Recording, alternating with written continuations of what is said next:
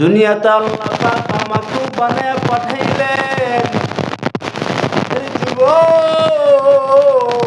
তোমাকে আল্লাহ পাক বানাইয়া পাঠাইলেন। আমার আল্লাহ বানানোর উদ্দেশ্য একটাই, তোমাকে আমি আল্লাহ বানাইলাম, দুনিয়ার জমিনে পাঠায় দিলাম একটাই কারণ, আমি রবের গোলাম যেন বন্ধ না হয়। একটু কি চিন্তা করেছো? একটু কি চিন্তা করেছো রে যুবক? আল্লাহ তাআলার এত নাফরমানি করার পর আল্লাহর পক্ষ থেকে ওর রিজিক বন্ধ করে দেয় নাই। যদি আল্লাহ স্বার্থ হবে, একটা বিমানকে আল্লাহ কোনোদিন রিজিক দিতেন না, বরং সমস্ত বান্দারা যখন ঘুমায় যায়, ওই ঘুমানোর মধ্যে প্রত্যেকটা নাফরমান বান্দাকে গলা টিপা হত্যা করে ফেলতেন। আল্লাহ তাআলা তা করেন নাই বাবা। আল্লাহ তাআলা বরং বাঁচায় রাখছেন। বাঁচায় রাখছেন, এই বান্দারা একদিন আমার কাছে আসবে।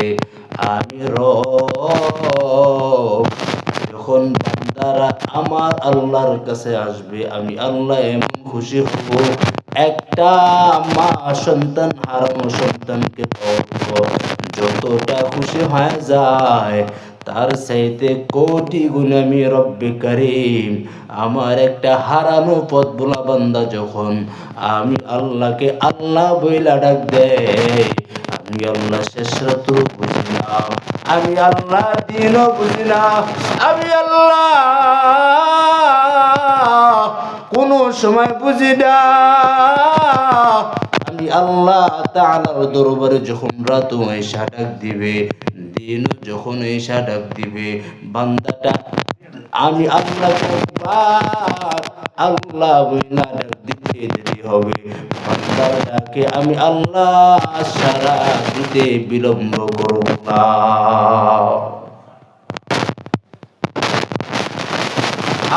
পয়গম্বর মুসা নবী আল্লাহকে কয়, রে মালিক, ও দয়াময় রব্বুল আলামিন,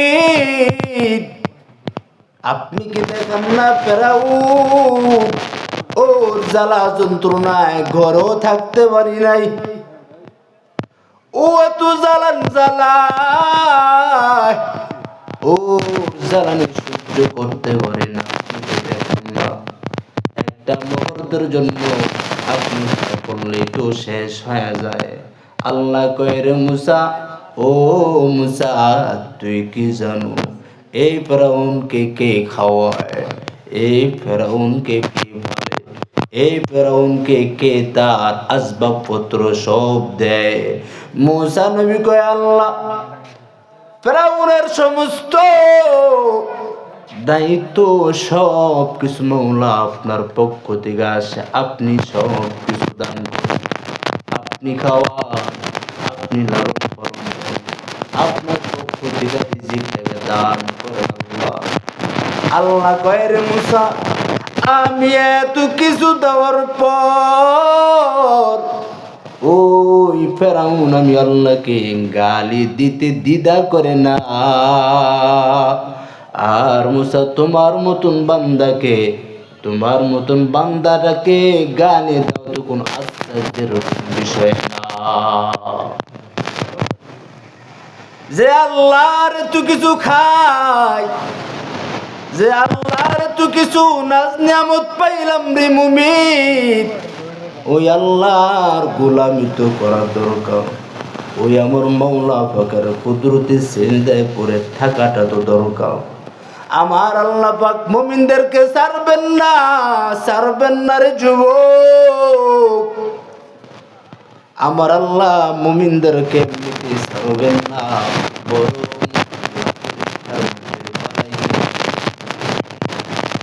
আমার বান্দাটা জিনা আছে, আমার বান্দাটা কি আমার উপরে সন্তুষ্ট,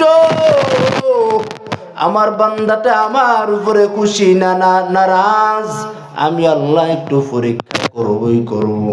আমি আল্লাহ পরীক্ষা করার মাধ্যমে দেখবো তার কলবটা ঠিক আছে কিনা। আমি আল্লাহ একটু নজর দিয়ে দেখবো আমার বান্দার কলবটা ঠিক আছে নি। যদি কলব ঠিক থাকে তাহলে বান্দার মাকাম বেড়ে যাবে। আর যদি বান্দার কলব ঠিক না হয়, আমি আল্লাহ পাক তাকে বারবার আল্লাহ কুদরতের দিকে ডাকবো। আয় রে গোলাম, আমি আল্লাহ তোকে বানাইছি, জগতের কেউ বানায় নাই। আমি আল্লাহ তোকে সৃষ্টি করেছি, আর কেউ তো বানায় নাই। জগতের মধ্যে একজনও তুই দেখাতে পারবি না কে এমন রব আছে যে তোকে লালন পালন করে মায়ের গরমে শুধু তোকে বানাইছে। জগতের কেউ দেখাতে পারবি না। আমি আল্লাহ তোকে 40 দিন শুধু করিয়া করিয়া করিয়া তোর মায়ের গরমে দিলাম। আজ তুই আমি মাওলাকে ভুইলা যাবি, থাকবে। আমি আল্লাহ এটা মাইনা নিতে পারি না।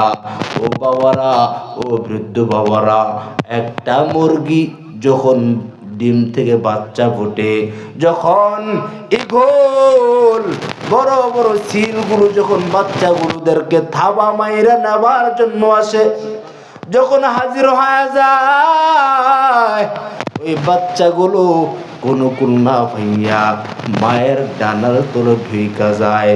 মায়ের ডানার তলে ঢুকার পর ওই সময় আশ্রয় নেয় রে বাবা। আল্লাহ কই তুই গুনাহ করতে করতে করতে করতে তুই বহু জায়গায় চলে গেছো, তুই জাহান্নামের কিনারায় হাজির হয়ে গেছো, তুই বহু জায়গায় গেছো জাহান্নামের কিনারায়। কিন্তু তুই শেষ মুহূর্তে যখন আমি আল্লাহকে একবার বুঝতে পারি না, আমি আল্লাহর কাছে যখন আমি আল্লাহ পাকের জিন্দেগির সময় ক্ষমা করতে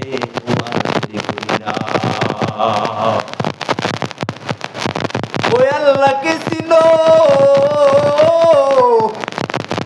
ওই আল্লাহকে চিন, আমার মালিকের কাছে যাইও।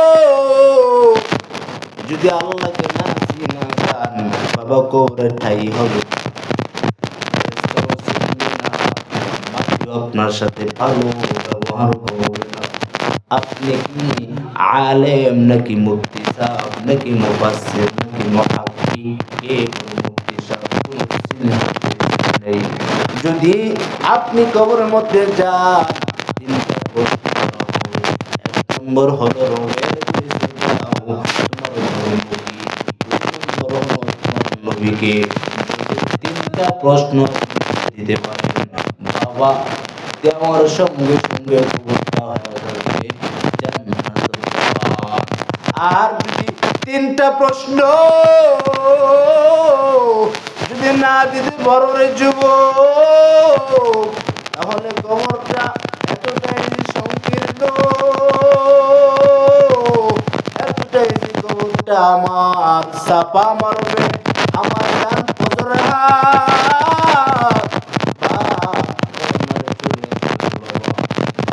কর্নারে চলে আসবে। এই জন্যই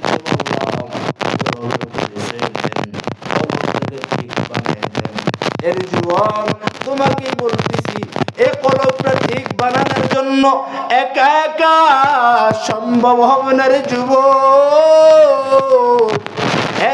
কোন একজন পীর মাশায়েখদের কাছে যেতে হবে, কোন এক আহলুল্লাহদের কাছে যাও। বাবা তোমার কত টাকা টাকা বহু জায়গায় নষ্ট করলাম, কিন্তু কলবটা আমার যে একটা আত্মা আছে, এই আত্মাটা যদি পরিষ্কার পরিচ্ছন্ন যদি বানাইতে চাও, কোন এক আহলুল্লাহদের কাছে যাইয়া কলবটা পরিষ্কার বানাইও। আপনি আলেম না, মুহাদ্দিস না, মুফতি সাহেব না, কিন্তু আপনার দিলটা এতটাই যে পরিষ্কার, কেন জানেন? একটাই কারণ, আহলুল্লাহদের কাছে যাওয়ার কারণে। যারা আল্লাহর পরিবার সবাই বলতে পারে না। কারা বলে জানেন? আপনি রাতের শেষ অংশে ঘুমায় থাকেন, আপনি রাতের বেলা ঘুমান, কিছু সংখ্যক আল্লাহ তাআলার পেয়ারা মাহবুব বান্দারা আছেন, তারা ঘুমায় যায়। ওই বান্দারা রাতের শেষ অংশে উঠিয়া আমার মালিককে ডাক দেয়, রে আল্লাহ, দুনিয়ার সব মানুষ এখন ঘুমায়, আমার মতন নালায়েক, আমার মতন বড় নাফরমান জগতে কেউ নেই। আল্লাহ দিকে তাকায় দেখি আমার পায়ের দিকে তাকায় দেখি আমার পায়ের মতো এত গুনাহ আর জগতে কেউ করে না। আমার জিহ্বার দিকে তাকায় দেখি, রে মালিক, আমার মতন বড় অপদস্থ জাহান্নামে কেউ নেই। এখন আল্লাহ সবাই ঘুমায়, আল্লাহ আমার কাছের বিবিটাও সজাগ পায় না, আমি যে জাগ্রত হয়ে আছি। আল্লাহ শীতের দিনে ঠান্ডা বাড়িতে উজু বাড়াইতে কত কষ্ট, আল্লাহ যে উজু বানায় সে বোঝে রে মালিক, আর জগতে কেউ বোঝে না। আল্লাহ আমি জানি কোন পর্যন্ত সার হয়ে গেছে। আল্লাহ ওযু বানাইতে গিয়ে মনে হয় কোন জায়গা ছিড়িয়া গেছে, তারপর মাওলা তোকে ভুলি নাই।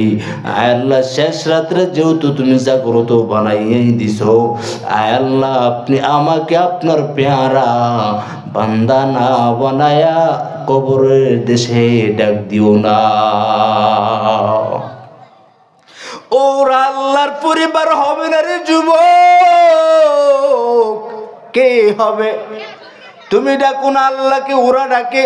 দিন নাই রাত নাই, যেখানে সুযোগ পায় ওরা আমার আল্লাহকে ডাকে। তুমি তো কক্সবাজারে গিয়েছো, রাঙ্গামাটি গিয়েছো, মাঝে মাঝে যদি একটু সময় হয়, ওই চাঁদপুর জেলার মধ্যে কুসুয়া থানার অন্তর্গত একটা এলাকা আছে, উজানি এলাকা। ওই উজানি এলাকায় একটু যাইও, আহলুল্লাহদের কাছে যাইও, আল্লাহ ওয়ালাদের সোহবতে যাইও। গেলে দেখবে কেমন জানি নিজের পরিবর্তন, কেমন জানি দিলটা কেমন জানি পরিবর্তন ঘটাতে আরম্ভ হয়ে গেল। নিজের অজান্তে কে যেন দিলটা পরিবর্তন ঘটাইছে রে যুবক। বাবা যদি টাকা না থাকে আমাকে বইলো, আমি দিয়ে দিব ইনশাআল্লাহ, কিন্তু তোমার কাছে একটা আবদার, একটু যাইও আহলুল্লাহদের কাছে যাইও। কারণ এখন নবী নাই, উলামায়ে কেরাম আছে রে বাবা। নবীদের দায়িত্বগুলো উলামায়ে কেরামের কাঁধের মধ্যে অর্পণ করে দেওয়া। এখন নবী থাকলে নবী দাওয়াত দিয়া বুঝাইতেন, নবী নাই, সমস্ত উলামায়ে কেরামদের একটাই আওয়াজ, সমস্ত আল্লাহর বান্দারা নবীর উম্মতেরা জান্নাতের প্ল্যাটফর্মে থাকতে চাই, জাহান্নাম থেকে বাঁচতে চাই। এটাই তো নাকি? এটা চান না? জাহান্নাম থেকে বাঁচতে চান না? জান্নাতেও থাকতে চাই। এখন জান্নাতে যে থাকবো, কর্মসূচি আছে না নাই? আছে না? কর্মসূচি তো পালন করতেই হবে আমার। আল্লাহ দেখবেন আমার কলব ঠিক আছে কিনা।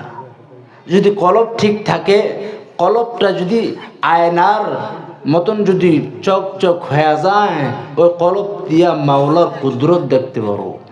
তেরা আয়না আলমে রঙ্গ বুহায়, इधर देखता हो उधर तू যেদিকে তাকাই মেরে মুমিন, সেদিকে আমার আল্লাহর কুদরত দেখতে পারবা। এই জন্য আগে মূল হলো আল্লাহর তাকওয়া অন্তরে ঢুকা। মনে রাখেন বৃদ্ধ বাবা, আপনার কলবটা যদি ঠিক না হয়, নিজেকে নিজে যদি তাকওয়াবান না বানাতে পারেন, নিজের ঘরের সন্তানটাও তাকওয়াবান হবে না, নিজের বিবিটাও তাকওয়াবান হবে না, নিজের কন্যাটাও তাকওয়াবান হবে না। আমার সন্তানকে আমি হাজার বুঝাইব, কোনো লাভ হবে না। আমি হাজার হাজার বুঝাইতে পারবো, মক্কার ইমামকে দাওয়াত দিয়ে আইনা স্টেজে বসাইয়া কোনো লাভ নাই। আগে নিজের তাকওয়াকে শুদ্ধ বানাতে হবে। নিজের তাকওয়া যখন ঠিক হয়ে যাবে, সন্তানকে বলা লাগবে না, অটোমেটিক সন্তানও ঠিক হয়ে যাবে। বড় পীর আব্দুল কাদের জিলানী রহমাতুল্লাহি আলাইহি, ওনার বাবা আবু সালেহ জঙ্গি মুসা রহমাতুল্লাহি আলাইহি কোথাও রওনা হয়ে গেছে, সফরে রওনা হয়ে গেছেন। কয়েকদিন যাবৎ ক্ষুধা ক্ষুধা ক্ষুধা, পেটে কোনো খাবার নেই।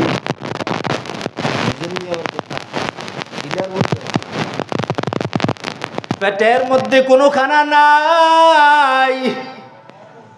এখন আমি কি করব?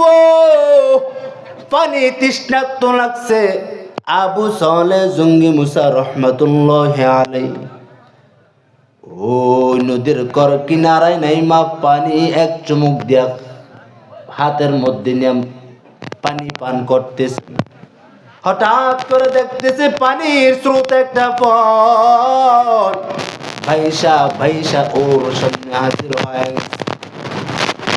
আবু সালেহ জঙ্গি মুসা রহমাতুল্লাহি আলাইহি ওই ফলটাকে খাইলেন। ফলটাকে অর্ধেক খাওয়া মাত্র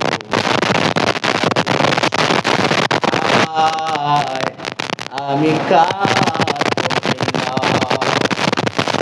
এই ফলের মালিক তো আমি সালেহ জঙ্গি মুসাটা, এই ফলের মালিক তো আমি না। আমি যদি ফল মালিকওয়ালার কাছ থেকে নিজেকে না বাঁচাই, আমি ফল খাইলাম না, খাইলাম আগুন। আমি হাসুরের ময়দানে কি জবাব দিব? আল্লাহর আদালতে কি জবাব দিব আমি? আমার কোনো রাস্তা নাই। আমি আল্লাহর আদালতে দাঁড়ায় কি জবাব দিব?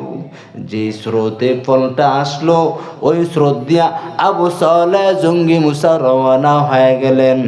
যাইতে যাইতে যাইতে যাইতে দেখতেছেন একটা গাছ দেখা যায়।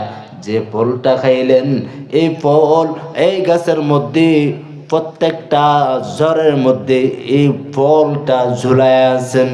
আবু সালেহ জঙ্গি মুসা বলেন, মনে হয় গাছ থেকে ফলটা পড়েছে, আমি একটু যাই।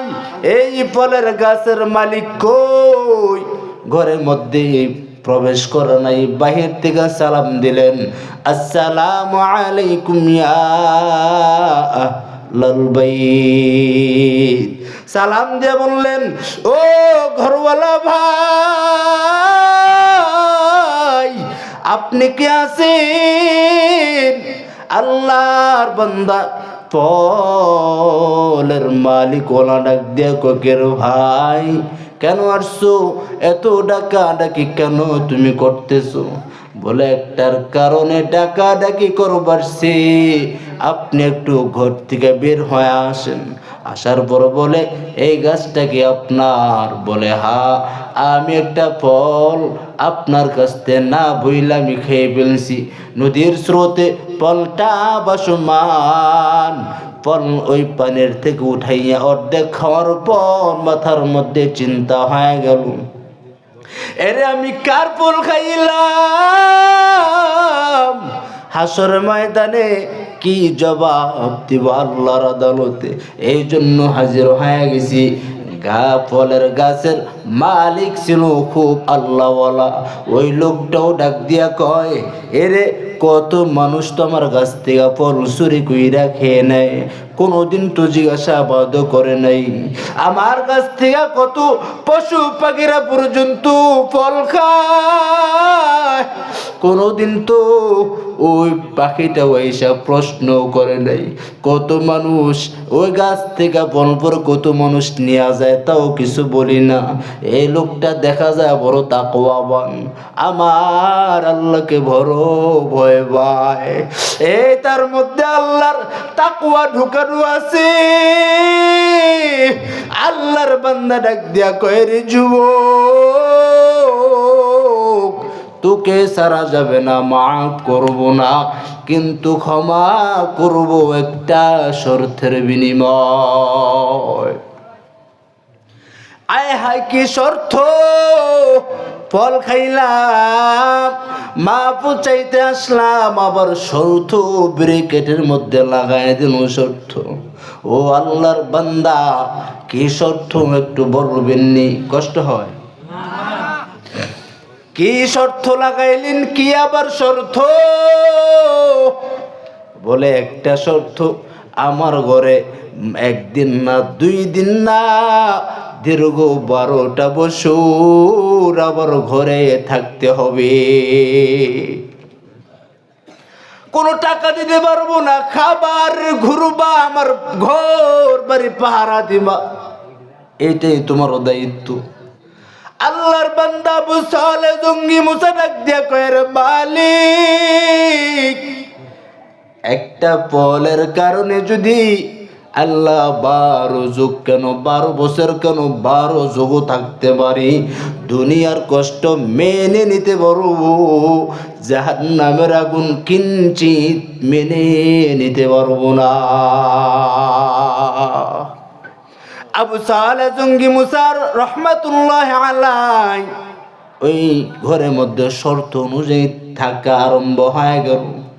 12 যুগ শেষ হয়ে গেল, একদিন আগো হয় নাই, পর হয় নাই, বরাবর গিয়া বলে, মালিক, আমার 12 বছর শেষ হয়ে গেছে। হাসা কহা বলে, তোমাকে খালি হাতে বিদায় দিব না, কারণ আরেকটা শর্ত আছে। আবু সালেহ জঙ্গি মুসা ডাক দিয়া কয়, কি রে মালিক, আবার কি শর্ত লাগাইলো? এটা আবার কেমন শর্ত? আল্লাহ 12টা বছর আল্লাহ ঘরের মধ্যে থাকলাম, আবার শর্ত লাগায় আর একটা।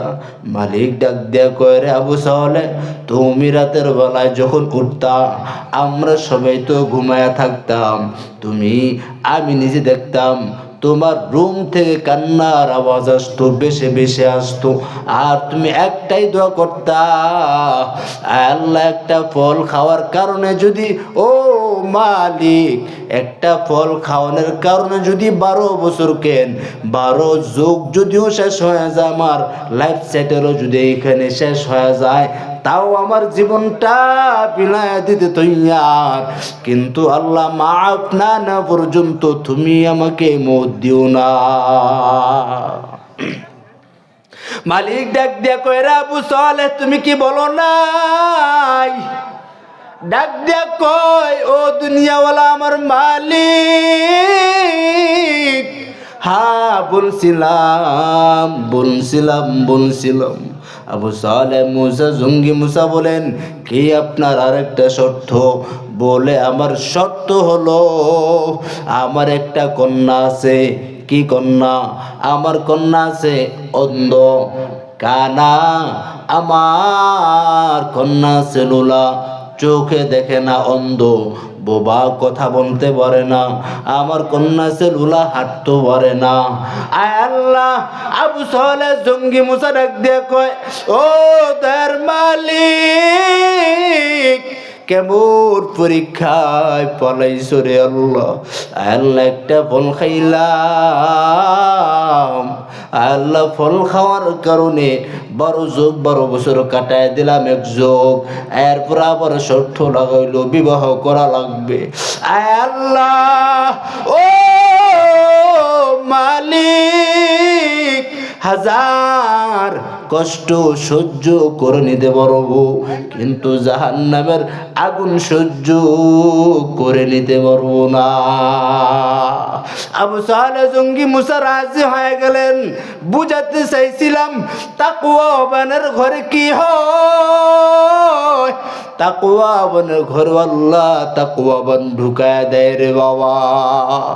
আবু সালেহ জঙ্গি মুসা রহমাতুল্লাহি আলাইহি বিবাহের মধ্যে রাজি হয়ে গেলেন। বিবাহ শেষ হয়ে গেল, দাম্পত্য জীবন এখন শুরু, চলমান হয়ে যাবে। আল্লাহর বান্দা এখন বাসর ঘরে ঢুকবেন, বিবির কাছে যাবেন।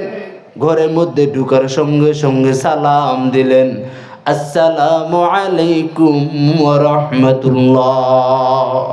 সালামটা দিতে তৈয়ার, সঙ্গে সঙ্গে সালামের উত্তর আসতে দেরি হয় না। আবু সালেহ মুসা বলে, কিরে আমার বউ তো বুবা,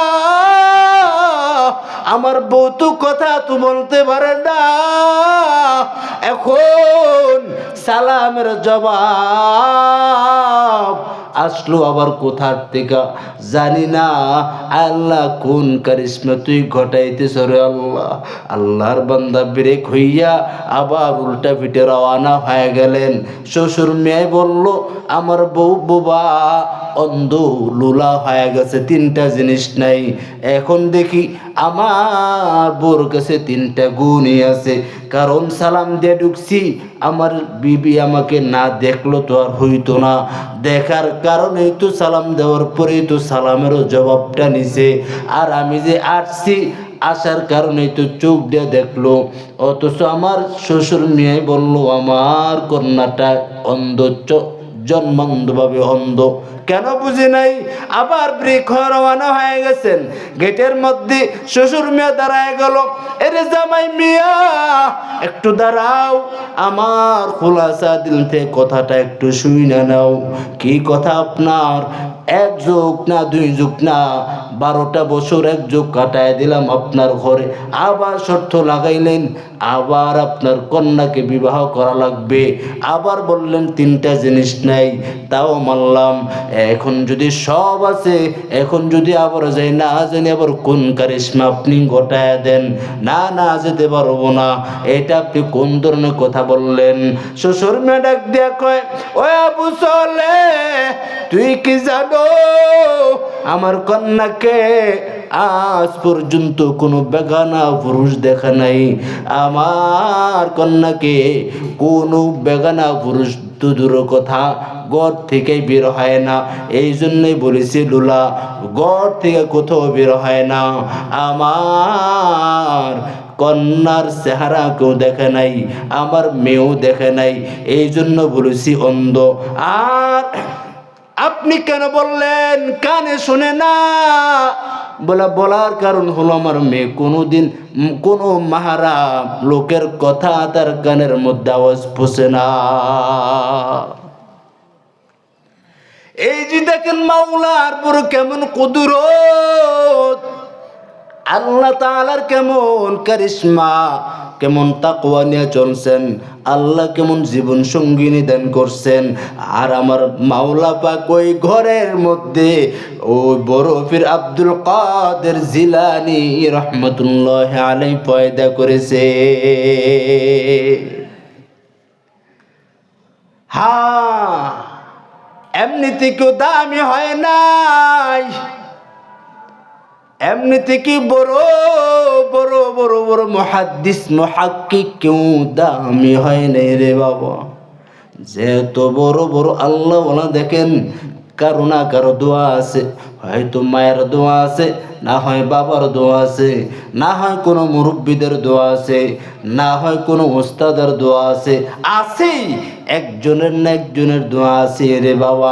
ভাইজিদ বুস্তামি এত বড় তাকওয়াবান, বাবা তাকওয়াবানের কারণে সন্তানও হলো তাকওয়াবান। বলা লাগে নাই সন্তান নামাজ পড়িও, সন্তান নামাজ পড়ে না, এটাও বলা লাগে নাই। আমি যদি নামাজ পড়ি, আমার দেখা আমার সন্তানও নামাজ পড়বে, পড়বে নি? আমি যখন নামাজ পড়ব, সন্তানটা আমি যেমন সেজদাতে যাই, কোফালটা ফালাই, আমার সন্তান কোফাল ফালাবে না। আমার সন্তানটায় গালটা ফালাই দিয়া আগে দেখে বাবার মুখটা লড়ে, মায়ের মুখটা লড়ে। আল্লাহ কয়, এ ফেরেশতারা, এই যে শিশু সেজদা দিল, ও কি বলে? কো আল্লাহ কিছুই বলে নাই, কিন্তু মা বাবার অঙ্গি ভঙ্গি দেখে সেও মুখটা লড়ায়। ওর আমল নামা জারি হয়েছে নি? কো আল্লাহ কোনো আমল নামা জারি হয় নাই। আল্লাহ কো লেখ লেখ, ওর বাবার নেকের মধ্যে ওই শিশুর নামাজের তালিকাও তার বাবার আমল নামার মধ্যে লেখা দে। বাবাকেও দেখে দেখে সন্তান নামাজওয়ালা হয়। বাবাই যদি তাকওয়াবান হয়, সন্তানও তাকওয়াবান হবে রে বাবা। বড় পীর আব্দুল কাদের জিলানী কেমন পাওয়ার, কেমন রুহানি পাওয়ার আর মারিফাত আল্লাহ দান করেছেন বাবা। আপনি কি জানেন কেমন রুহানি পাওয়ার দান করেছেন?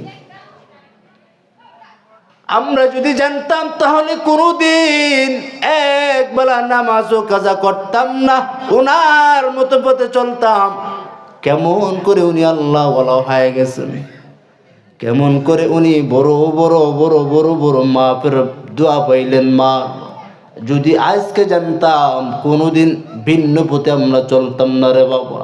ওই বাইজিদ বুস্তামি এমন বড় আল্লাহ বলা হয়ে গেলেন। মায়ের দুইটা হাত তুইলা আল্লাহর কাছে বলছিলেন, আয় আল্লাহ, আমার সন্তানকে জগতের শ্রেষ্ঠ বড় পীর তুমি আল্লাহ বানায় দিও। একটি গ্লাস পানির ফলে বাইজিদের কোলে তোলে, হাত তোলে মা বলে বাইজিদকে ওলি বানাও, হাত তোলে মা বলে বাইজিদকে ওলি বানাও। মায়ের দোয়া লও হে মুমিন, মায়ের দোয়া লও, মায়ের দোয়া লও হে মুমিন, মায়ের দোয়া লও। বিপদে পড়বে না তুমি যখন যেথায় যাও, বিপদে পড়বে না তুমি যখন যেথায় যাও। মায়ের দোয়া লও হে মুমিন, মায়ের দোয়া লও। নিজে নিজে মনে করো, টাকায় আমি হইলাম বড়, বাস্তবে না বুঝা মনে কইরো না যে পাও, বাস্তবে না বুঝা মনে কইরো না যে পাও। মায়ের দোয়া লও হে মুমিন, মায়ের দোয়া লও। যার কারণে বাইজিদেরই ডাক ছড়িয়েছে বিশ্বভুবন। ছোট্ট শিশু বাইজিদেরই মতো সবাই হও, ছোট্ট শিশু বাইজিদেরই মতো সবাই হও। মায়ের দোয়া লও হে মুমিন, মায়ের দোয়া লও। আমার নবী করেন ঘোষণা,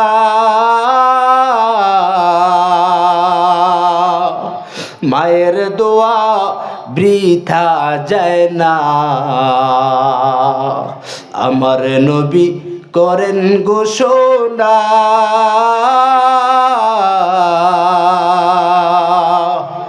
মায়ের দোয়া বৃথা যায় না।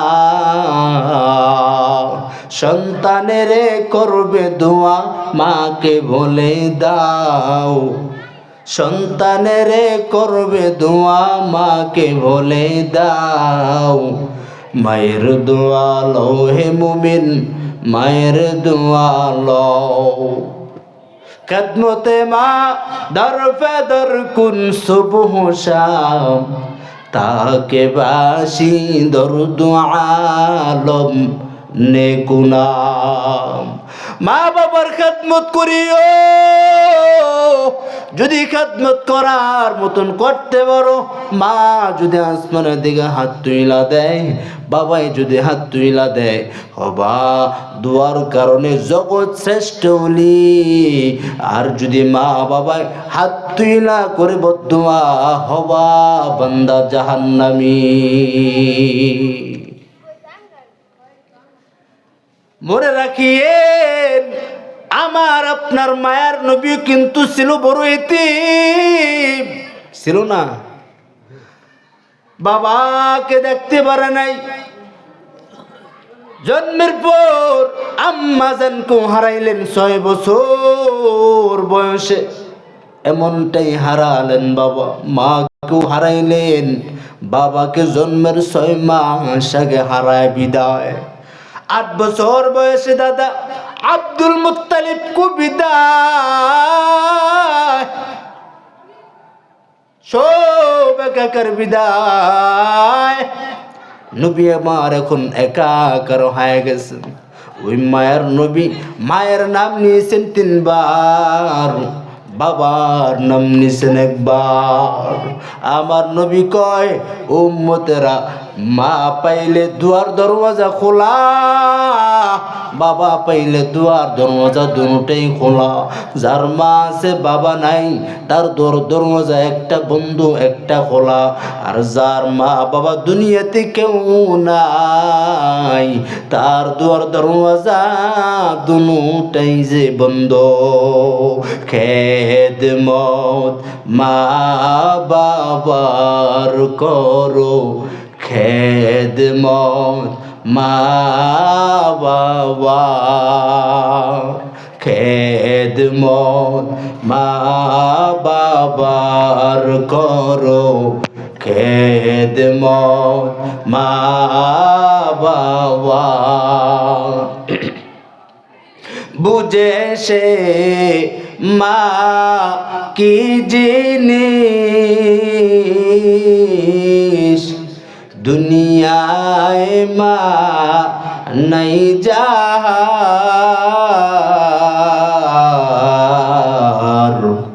খেদমত মা বাবার করো, খেদমত মা বাবা। নবীজি এসে দুনিয়া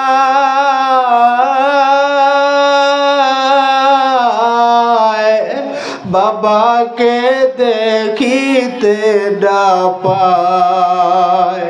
6 বছর কালে হারায়,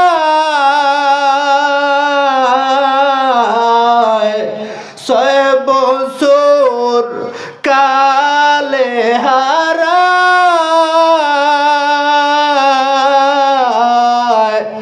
নবীজি মা ইতাহার, খেদমত মা বাবার করো, খেদমত মা বাবা।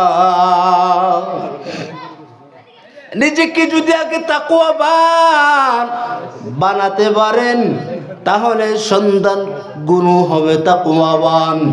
আর সন্তান তাকওয়াবান হলে, ও বৃদ্ধ বাবা, ও যুবক, আপনার সাথে সন্তান খারাপ আচরণ করবে না। আপনার সন্তানের ব্যবহারে এলাকার মানুষগুলো মুগ্ধ হয়ে যাবে।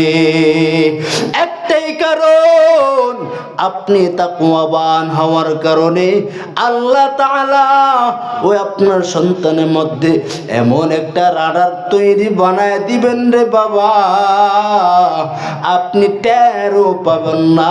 এর শর্ত হলো আগে নিজেকে তাকওয়াবান বানান। যারা আল্লাহর ওলি, যারা আল্লাহর খাস পেয়ারা মাহবুব বান্দা হয়ে গেছেন, এই তাকওয়াবান হওয়ার কারণে আল্লাহ বলেন তাদের কোনো ভয় নাই, তাদের কোনো পেরেশানি নাই, তাদের এমন আমি আল্লাহ পর্যায়ের উন্মুক্ত করে দিব ভালোবাসা, তারা টের পাবে না। আমি আল্লাহ হাসরের ময়দানে ডাকবো, কই আমার তাকওয়াবান ওয়ালারা গোলামরা কই, তাড়াতাড়ি আয়, তোদেরকে আমি আল্লাহ জাহান্নামের আগুন স্পর্শ লাগাইতে দিব না। যেই দিন সবাই ইয়া নাফসি করে কাঁদবে, ওই দিন আমি আল্লাহ আমার আরশের ছায়া ব্যতীত আর কোনো ছায়া থাকবে না। ওই দিন আমি আল্লাহ পাক তোদেরকে টান দিয়া আমার আরশের ছায়ার নিচে ঢুকাইয়া দিব। আর একটা পোল আছেন 30,000 রাস্তা, মানুষ কত যুবক 25 বয়সে 26 বয়সে মরিয়া যায় না, কিন্তু বাবা মনে রাখিও 30 বছরে অনেক যুবক হায়াত হয় না। আর একটা ফোন আছে 30,000 রাস্তা, বান্দা কেমন করে তুমি অতিক্রম করবা? কিন্তু তোমার দিলটা যদি পরিষ্কার হয়, কলবটা যদি আয়নার মতন হয়, ওই তুমি যদি নিজেকে তাকওয়াবান যদি নিজেকে বানায় নিতে পারো, একটা পলকে 30,000 রাস্তা তুমি বান্দা যেরকম খারা জিলিক মারলে এই আছে এই নাই, পলকের মধ্যে আমার দয়াময় রব্বুল আলামিন তোমাকে একটা সেকেন্ডের মধ্যে 30,000 রাস্তা ফুল সিরাতের ফুল আমার মাওলার করুণায় পার করায় দিবেন। কাদেরে কুদরত দারি বরকামাল আনতা রব্বি আনতা হাসবি জুল জালাল তুহি কাদের জলিলুল্লাহ জাহাদার বহর হালে তুহি মেরা নেগাহাদার। এই জন্য যুবক আরে বাবা, আমি আপনাদেরকে বইলা যাই, আর গুনাহ করিয়েন না। যদি দিলটা যদি পরিষ্কার বানাতে পারেন, দিলটা যদি আয়নার মতন যদি বানাইতে যান, বান্দা পাক্কা তওবা করেন। তওবা তো করব, আজকে বাসায় গিয়া 2 রাকাত তওবার নামাজ আদায় করব, 2 রাকাত নামাজ পড়ব আগে সুন্দর করে। যার যত বেশি ওযু সুন্দর হবে, তার সবচাইতে বেশি নামাজও সুন্দর হবে। আমার ওযুর মধ্যে গরমল, ওযু বেঠিক নামাজও বেঠিক। ওযু সুন্দর তো নামাজও সুন্দর, ওযু সঠিক নামাজও সঠিক। ওযুর মধ্যে ধ্যান খেল নাই, নামাজের মধ্যে ধ্যান খেল নাই। ওযুটা বানাতে হবে রিয়াহীন ছাড়া, ওযুটা বানাতে হবে আল্লাহর জন্য, ওযুটা বানাতে হবে দিলটা পাক সাফ বানাইয়া। আজকে বাসায় যাব, বিবিকে বলবো রে বিবি ওযু করো, ওযু বানাও, যায় নামাজ বিছায়া দাও। তুমি এক কর্নারে দাঁড়াও, আমি আর এক কর্নারে দাঁড়া যাই। ওই তওবার নামাজ তো পড়বা, তওবার নামাজ 2 রাকাত। 2 রাকাতের মধ্যে সেজদা হয় 4টা। যখন সেজদা দিবেন, প্রতিটা সেজদার মধ্যে বলবেন ইয়া রব্বি গফিরলি, ইয়া রব্বি গফিরলি, ইয়া রব্বি গফিরলি।